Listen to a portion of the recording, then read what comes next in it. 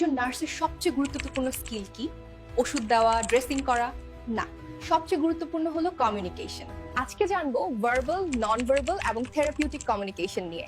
Verbal communication মানে হলো যে কোনো কথা বা ভাষার মাধ্যমে যোগাযোগ করা। মানে আমরা যখন কথা বলি, প্রশ্ন করি, রোগীর থেকে তথ্য নিই, সেটাই ভার্বাল কমিউনিকেশন।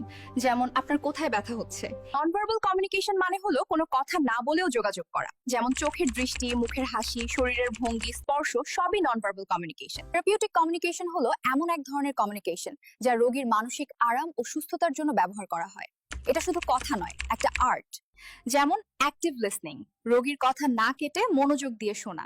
এমপ্যাথি দেখানো, আমি বুঝতে পারছি আপনি এখন কতটা কষ্টে আছেন। সাইলেন্স ব্যবহার করা, রোগীকে সময় দেওয়া যেন সে নিজের অনুভূতি প্রকাশ করতে পারে। এনকারেজমেন্ট দেওয়া, আপনি খুব ভালোভাবে কোঅপারেট করছেন। এইসব কমিউনিকেশন টেকনিক রোগীর আস্থা বাড়ায় এবং কেয়ার আরো এফেক্টিভ করে তোলে। একজন ভালো